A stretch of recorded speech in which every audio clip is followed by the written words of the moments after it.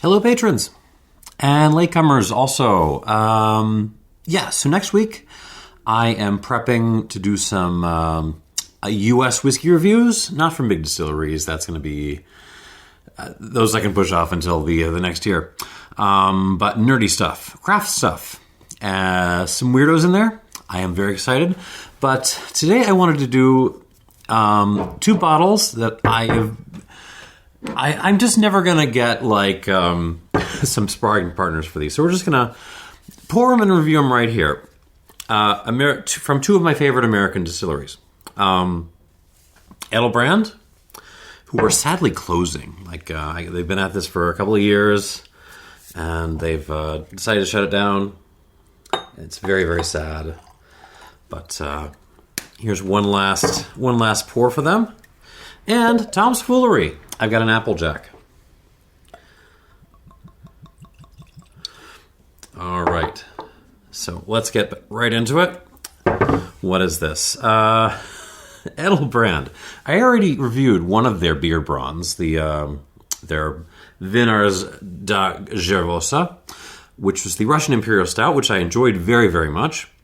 This is one distilled from an IPA, an Imperial IPA, the STLIPA, whatever it is, from Urban Chestnut. So spirits distilled from barley, malt, hops, and cane sugar mash. So I think what's happening with this project was, whenever they did it, was a bunch of local breweries went up to Edelbrand and said, hey, no one's buying our beer. We have a whole bunch lying around. Would you like to distill it? And Edelbrand said, yes, we very much would. And this is the result. It's an eau de vie of Imperial IPA. I am super duper excited. Batch 22-002. Let's see. I love these guys. It is bottled at 40%, but I like the last one a lot. This is on the closeout shelf at your local Vinnies. Hunt it out.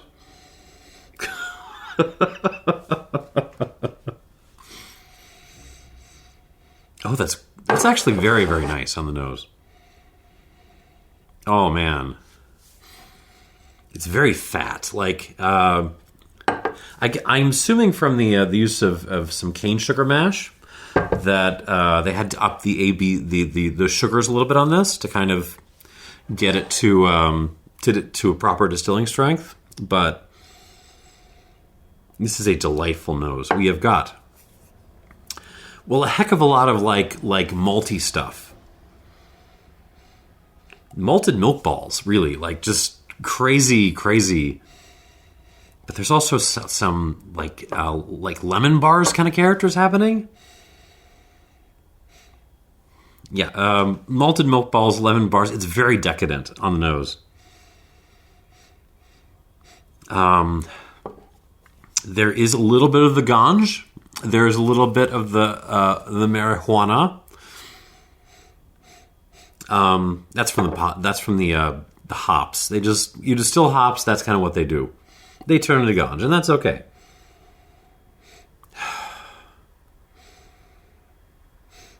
There's not a huge broad range of flavors on this, but the intensity of the lemon bars and the malted milk balls is just so delicious.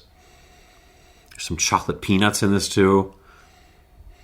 So the Russian Imperial Stout was very much leaning on the kind of dark chocolate side of things. This is still chocolatey, but we're in milk chocolate territory. Oh, there's some what is that? Almost an apricot note. A little lemon peel, a little orange peel.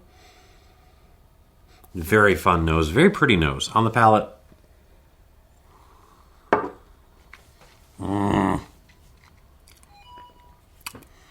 Let me tell you something. Let me tell y'all something. I adore what Edelbrand does.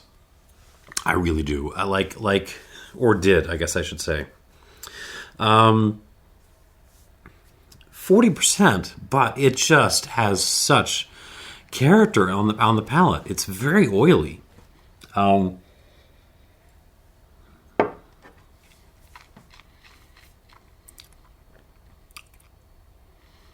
We're very much following the nose, honestly. Oh, lots of lemon bars. There's some florals coming in, kind of dancing around my palate. There's some ganj. Not as much ganj as on the Russian Imperial eau de vie of beer, but they're there. Malted milk balls, a little bit of peach, apricot, stone fruit kinds of stuff, even some pear.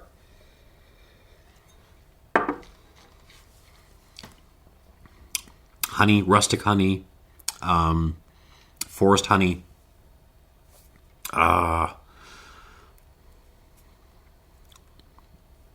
This is so nice. And the texture for 40% is crazy. It's got pretty good development. I like to keep these bottles around for when guests come over and they're like, just pour me something. Pour me something I'm going to enjoy. This is something you can pour for them, and they've never had anything like this. And I unless they're really put off by the ganj thing, they're going to enjoy this. This is just a delightful bottle. Yeah,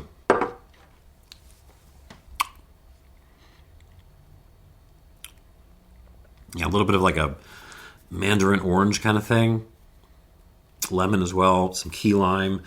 Just super nice. I'm going to give this like literally 2 drops of water because I want to see what it does. And we're going to move on to the Tom's Foolery. What is this? This was grabbed for me by Joe. Thank you, Joe. And it is a bottled in bond Applejack, which is to say an apple brandy. Pot distilled. And this is a K&L exclusive. You might still be able to get this. I'm not really sure. But distilled May 2015. Bottled November 23. So this is 8 years old. And this is barrel number 65. 50% alcohol by volume, of course. Because it is a BIB. And yeah, I love pretty much everything Tom's Foolery does. I cannot remember what I scored the last Applejack I had from them, but I remember it being pretty good. Let's see what we got. Apple cobbler. It smells like apple cobbler. With a lot of black pepper, though, too. Some, like, warming malty black tea on the side. Some Irish breakfast tea.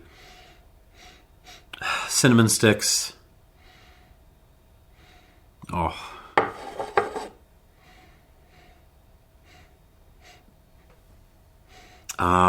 Lots of flowers, but it's not like as floral as, say, like a Laird's or something. It's more gentle than that. It's more like Laird's can get really, really floral. This is just kind of like a little blanket of flowers thrown in there.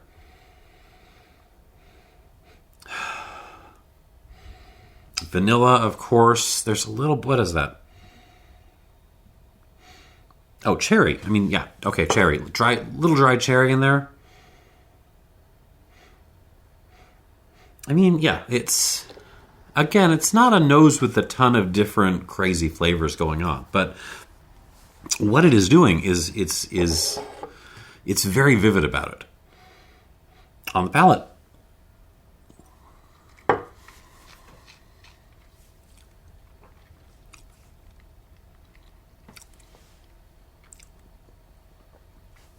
Oh. It's a really good Applejack. What can I say? Like, this is... It's a great American, great United States brandy made by one of the best people making this style of brandy.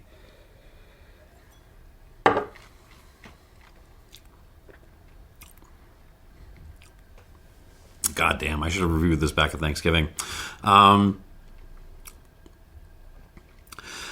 Pretty much follows the nose. Apple cobbler and apple pie, black pepper, malty black tea, steaming hot, in the cup, in the mug, I should say. Blanket of flowers, but pretty gentle. Cinnamon stick, dried cherry, vanilla.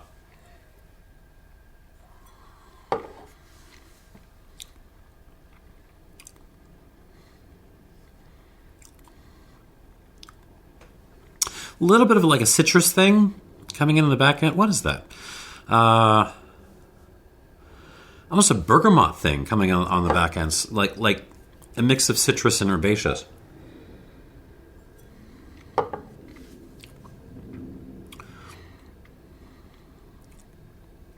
It doesn't have a ton of texture to it.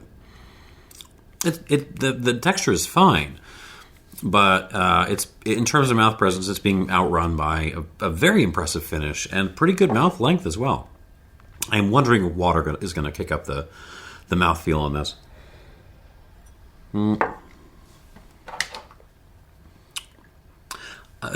Honestly,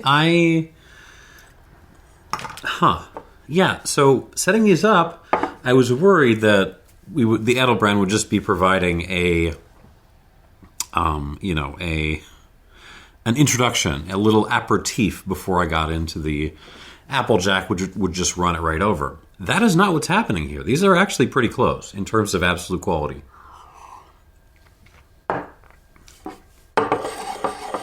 This is fun. I like this. I like this flight. On the nose, back to the Edelbrand. Now that's got a little bit of water added.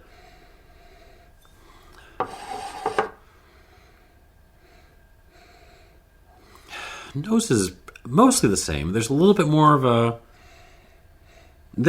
fruit coming through. What is that? A little bit more like a pear and apricot happening. A little plum. We're still very much dominated by lemon bars and malted milk balls and like ganj, but there's more fruit now. Subtle difference on the palate.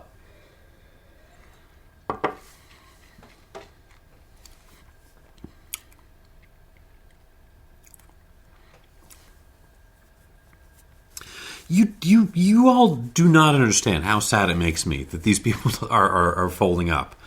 Like, these are so delicious and so like distinctive and interesting, and I love what they're doing. And do I wish they would have changed a few things up, bottled higher strengths, which the gin does. Go buy the gin. The gin is the best thing they've ever done. Maybe lower price points. I don't know, but I wish they were still around doing their thing, because I love what the thing they are doing.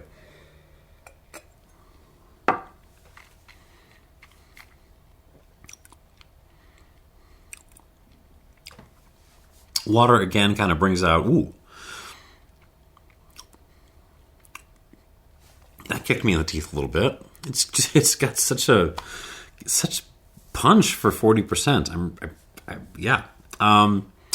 What I was going to say before this kicked me in the teeth a little bit was water brings out more fruit, kind of like on the nose.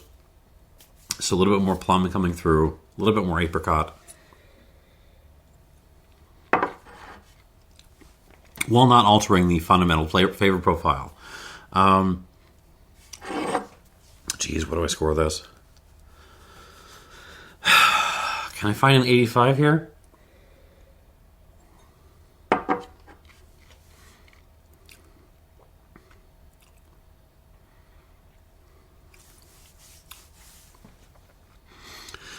I mean, usually bottling at 40% is just death. It's just death for a spirit, but not on this. This is pulling it off. This is really impressive stuff.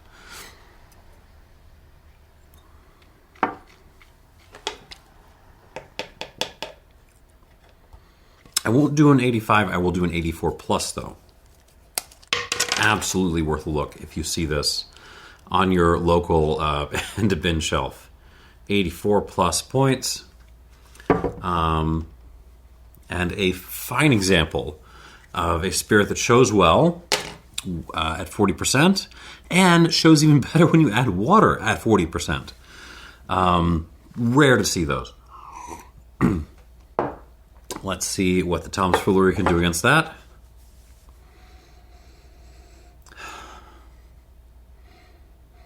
Okay, a little bit. The oak is coming out a little bit, but not unpleasantly so. So we're getting more cherry, more vanilla, more like, barrel char stuff. Sweet tea. almost a root beer thing. But we're still very driven by apple cobbler. And I'm okay with that.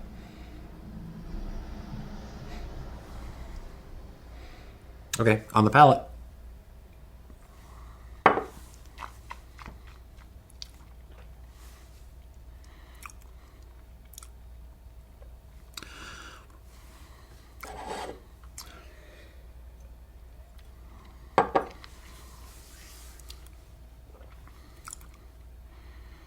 Okay. Okay.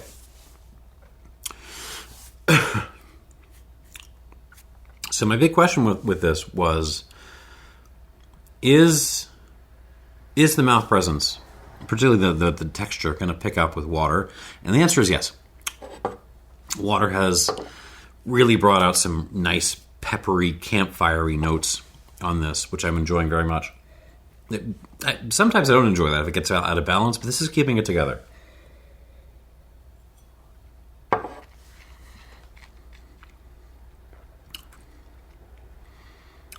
Delicious. Throw some water in this. This is another one you could just pour for people when they come over to your home and they say, I don't know, what do you got? Pour me something interesting. You spirit nerd, you. Give them this and a squirt of water or an ice cube. Go for an ice cube. Why not? And I think they will be well impressed. That said, I gotta say, like... how am I going to put this? I'm a bit disappointed by this, but it's only in the context of Tom's Foolery, who I hold in like super duper really high regard. I don't think this is one of their better efforts. It's delicious. It's very crushable, but they've done. I've had better from them, including I believe the last apple brandy I had from them. But I don't care. This is yummy.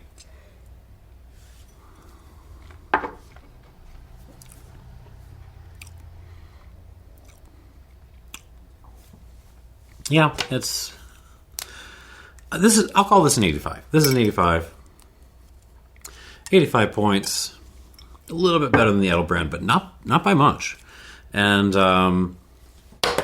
yeah, so there you go. Little kind of loose ends from the American section of my 2 review queue. 84 points for the Edelbrand. 84 plus, I'm sorry, for the Edelbrand Vinar dag Gervosa. Still IPA, Imperial IPA from Urban Chestnut. And 85 points for this Tom's Foolery, if you can still get it. This is seriously impressing me based on stats, and this is maybe a hair bit disappointing based on stats. So interesting. And they kind of meet in the middle. Thanks for watching, and cheers.